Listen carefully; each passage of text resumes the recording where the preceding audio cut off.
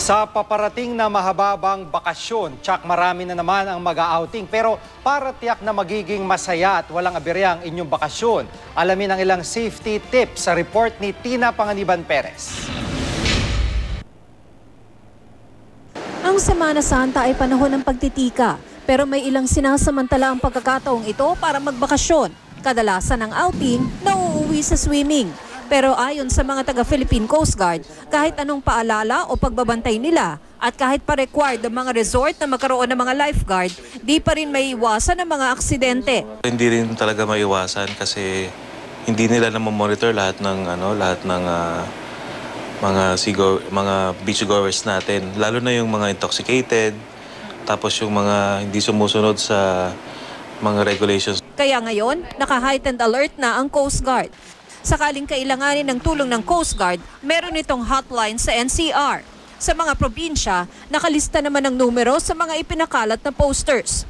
Bago magbakasyon, payo ng Philippine Red Cross, alamin muna ang lagay ng panahon sa inyong pupuntahan.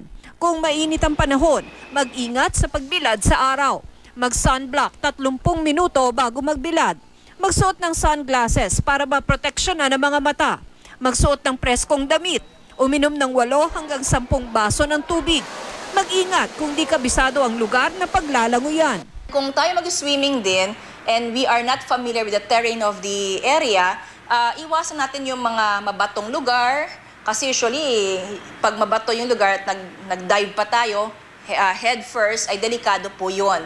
Or pag mabato yung mga lugar, usually ito po yung mga kung saan nakatago yung mga sea snakes. Huwag lumangoy mag-isa, lalo na kung gabi, at don't drink and swim. Pag under po tayo ng alcohol or nakainom tayo ng alcohol, huwag po tayong mag-swim dahil ano po yan, no? Kahit mentally awake tayo, alert, yung reflexes natin medyo affected. Ang mga bata, dapat laging may bantay na nakatatanda. Dapat sa kiddie pool lang sila. Magsuot ng life vest na tugma sa standards o aprobado ng Philippine Coast Guard. Kung sa dagat naman lalangoy, huwag lumagpas sa kordon.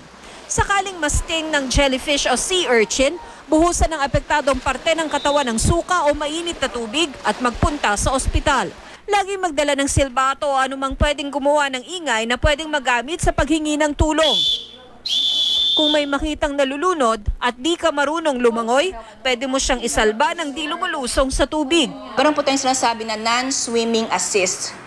Di mo kailangan mag-swim. Anything na pwede mong iabot, no, na pwede niyang hawakan at pwede mo siyang hilain.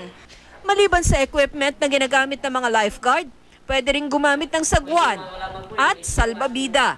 Pagkasalba sa nalulunod na tao, tingnan kung humihinga ba ito at kung may pulso. Pag wala, bigyan siya ng cardiopulmonary resuscitation o CPR kung ikaw ay marunong. Kung humihinga naman siya at may pulso, huwag siyang bigyan ng CPR dahil babala ng Red Cross, pwede mong mabali ang kanyang ribs o ipakalat ang tubig sa loob ng kanyang katawan. Ano man ang kondisyon ng pasyente, isugod siya sa ospital. Kung mag-iingat at susunod sa mga patakaran, magiging ligtas ang inyong pamamasyal. Tina Panganiban Perez, GMA News.